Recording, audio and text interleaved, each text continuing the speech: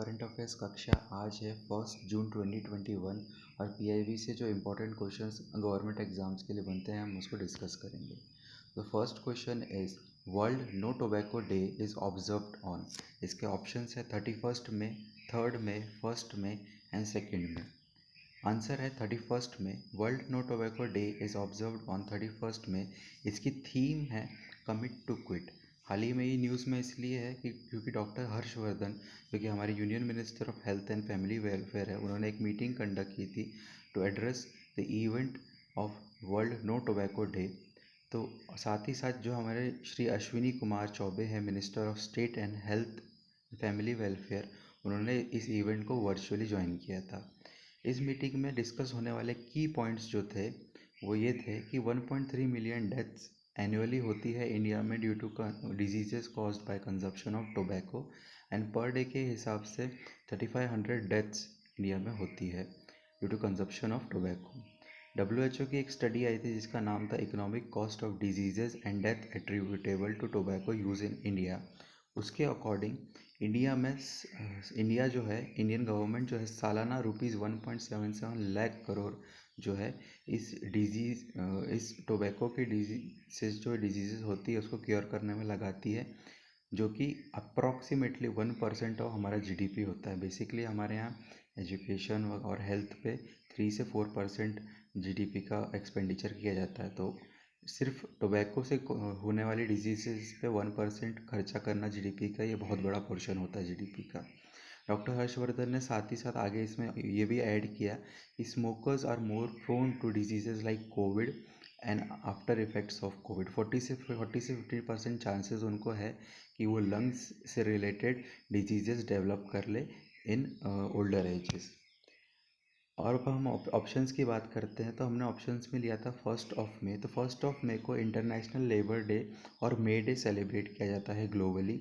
India में इसे अंतर्राष्ट्रीय श्रमिक दिवस और कामगार दिवस के रूप में मनाया जाता है। इस साल की जो थीम थी वो कोई न्यू थीम नहीं थी, लास्ट ईयर जो थीम थी उसी को कैरी फॉरवर्ड किया गया है, जिसको जो थीम थी वो थी maintaining safety and security at work place. 1 मई को साथ ही साथ और भी चीज़ें सेलिब्रेट की जाती है, जैसे कि statehood day of Maharashtra and Gujarat. 1 मई 1960 को ये दो स्टेट्स का फॉर्मेशन हुआ था। महाराष्ट्र की अगर हम बात करें तो महाराष्ट्र के गवर्नर है भगत सिंह कोश्यारी, सीएम है श्री उद्धव ठाकरे, कैपिटल है मुंबई। नेक्स्ट इसमें है, हमने ऑप्शन लिया था 2 मई। तो 2 मई को जो है वर्ल्ड लाफ्टर डे सेलिब्रेट किया जाता है। बेसिकली जो अपना फर्स्ट संडे आता है उस दिन सेलिब्रेट किया जाता है वर्ल्ड लाफ्टर डे। तो फर्स्ट टाइम ये जो सेलिब्रेट हुआ था 1998 में मुंबई में हुआ था। डॉक्टर मदन कटारिया जो है founder of world wide yoga movement के फाउंडर हैं। इसकी कोई थीम नहीं होती है। ओके, हमने नेक्स्ट ऑप्शन लिया था 3 मई को वर्ल्ड प्रेस फ्रीडम डे और प्रेस फ्रीडम डे सेलिब्रेट किया जाता है। हाल ही में जो रैंकिंग्स दी गई थी इंडिया को, रिपोर्टर्स विदाउट बॉर्डर्स RSF एक फ्रेंच NGO है, तो इंडिया की रैंकिंग उन्होंने 142nd दी थी आउट ऑफ 180 कंट्रीज़। 2016 में इंडिया की रैंकिंग थी 133। 2020 और 2021 के लिए इंडिया की रैंकिंग सेम ही रही है, जो कि है 142। Next question is who develop product name वज्र कवच विच removes any possible traces of the disease causing SARS-CoV-2 virus from PPEs, N95 mask, quotes, gloves and gowns. वज्र कवच नाम का जो प्रोडक्ट है, ये किसने लॉन्च किया है, जो कि किसी भी प्रकार का जो डिजीज़ कॉजिंग वायरस है SARS-CoV-2 का PPE किट्स पे से, मास्क पे से, कोट्स पे से, ग्लव्स पे से या गाउन्स पे से डिसइंफेक्ट करता है उसको। तो इसका ऑप्शंस है Pune based startup Mylab, Bhiwandi Mumbai based startup Indira water, C is NEERI and D is none of this. इसका आंसर है Indira waters, Bhiwandi Mumbai based startup. Basically इन्होंने यहाँ क्या किया है, यहाँ पे इन्होंने वज्र कवच नाम का एक डिवाइस इन्वेंट किया है, जो कि PPE किट्स, जो भी प्रोटेक्टिव गियर आज के समय पे यूज़ हो रहा है कोविड पेशेंट्स को ट्रीट करने के लिए, उसको डिसइंफेक्ट करता है ताकि वो रीयूज़ हो सके।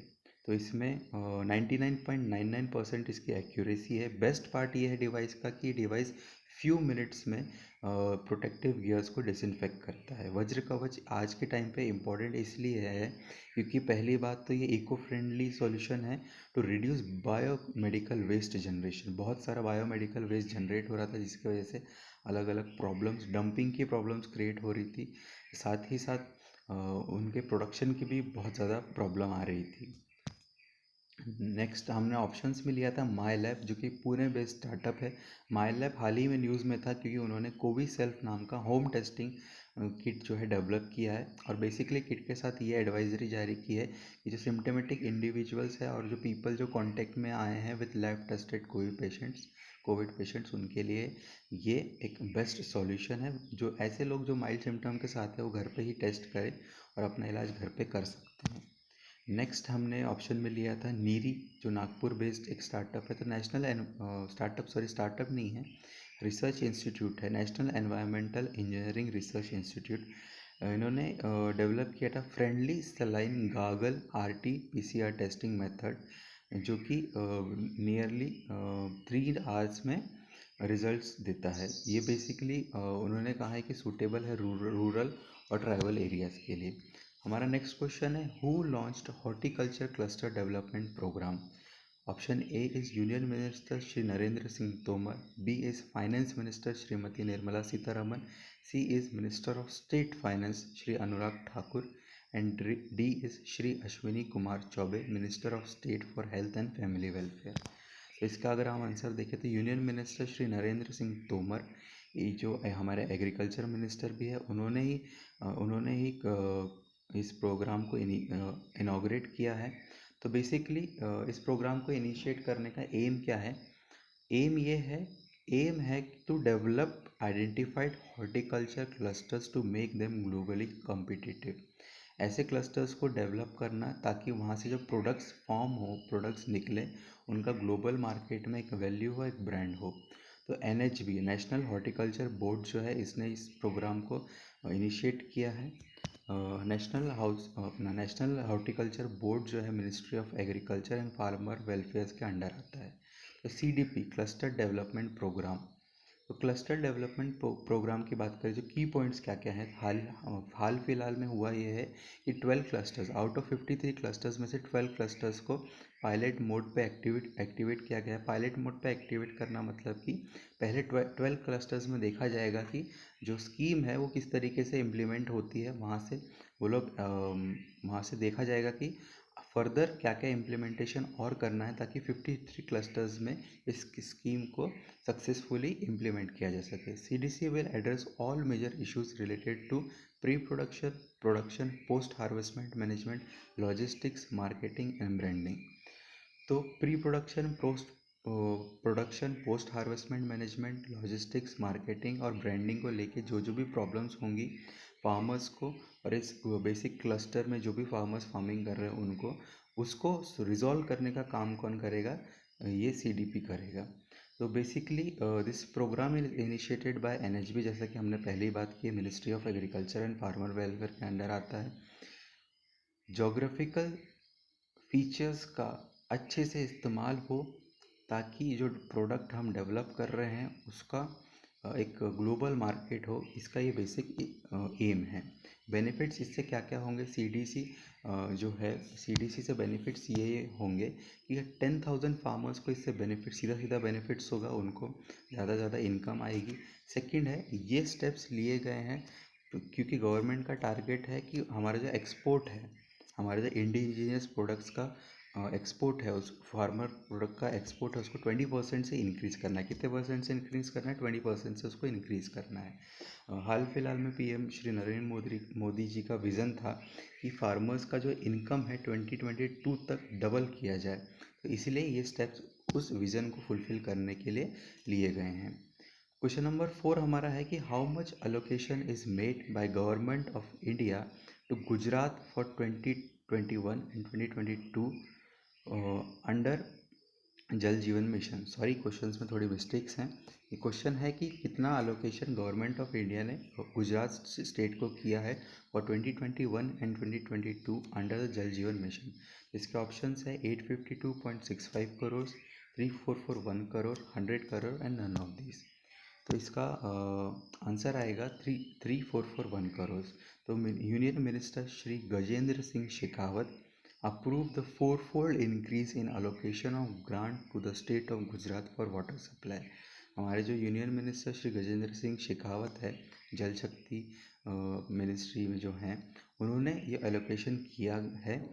एम क्या है जल जीवन मिशन का? एम है जल जीवन मिशन का to provide functional household tap connections FHTC, to provide functional household tap connection FHTC to each and every rural household till 2024 तक हर घर में जो रूरल एरियाज़ में है उनको tap water, drinkable tap water provide करना है। Recently कुछ स्टेट्स और यूनियन टेरिटरीज ने खुद को हर घर जल ये घोषित कर दिया है। उसमें है Goa, Telangana, Andaman Nicobar islands and Puducherry. Next है जल जीवन मिशन की बात करें तो ये अनाउंस किया था श्री PM नरेंद्र मोदी जी ने ऑन 15 अगस्त 2019 को। विज़न यही है कि to provide functional household tap connections to every household by 2024। This will create employment infrastructure and basically to boost rural economy by investing 1 lakh crore. Okay, तो ये था जल जीवन मिशन के बारे में बेसिक इन्फॉर्मेशन। कोई नेक्स्ट क्वेश्चन है, who develop India's first ever indigenous temperature data logger for cold chain management. ये question है कि किसने हाल ही में indigenous temperature data logger develop किया गया है, डिवाइस डेवलप किया है फॉर कोल्ड चेन मैनेजमेंट। तो इसके ऑप्शन है IIT Kharagpur, IIT Ropar, IIT Delhi and none of these. इसका आंसर आएगा IIT रोपर।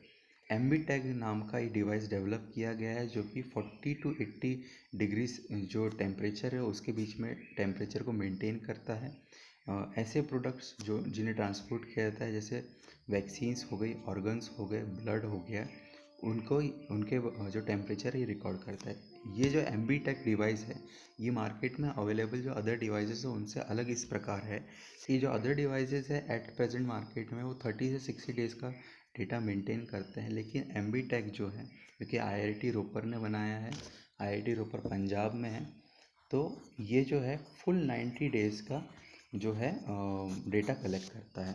अब हम पंजाब की अगर बात करते हैं तो पंजाब की अगर हम बात करें तो पंजाब अमरिंदर सिंह, कैप्टन अमरिंदर सिंह जो है वहाँ के CM है, कैपिटल चंडीगढ़ है। ओके, नेक्स्ट क्वेश्चन है, who takes over as admiral superintendent naval dockyard Visakhapatnam. Option A is rear admiral IB Uthaiya, B है Shri Ramnath Kovind ji, C is admiral Karambir Singh, D is general Bipin Rawat. तो इसका आंसर है rear admiral IB Uthaiya. Options की अगर हम बात करें तो श्री रामनाथ कोविंद जो हैं हमारे प्रेसिडेंट है जैसा आपको मालूम है, और साथ ही साथ वो कमांडर इन चीफ भी हैं ऑल 3 फोर्सेस के। नेक्स्ट हमने लिया है एडमिरल करमवीर सिंह। तो admiral Karambir Singh chief of naval staff of India हैं। नेक्स्ट हमने लिया है, सॉरी मैंने गलत यहाँ पे बोला है, एडमिरल करमवीर सिंह जो है चीफ ऑफ नेवल स्टाफ है। जनरल बिपिन रावत हैं, जनरल बिपिन रावत जो है चीफ ऑफ डिफेंस स्टाफ है। सो ये आज के क्वेश्चंस थे जो PIB से इम्पोर्टेंट थे। अगर आपको सेशन अच्छा लगा होगा तो सब्सक्राइब कीजिए, और आप हमें इंस्टाग्राम पे भी फॉलो कर सकते हैं। करंट अफेयर्स कक्षा के नाम से हमारा पेज है, और PIB से जो रिमेनिंग चीज़ें हैं जो थोड़ा सा डिस्क्रिप्टिव हैं उसको वहाँ पे पोस्ट में कवर किया जाएगा। Thank you.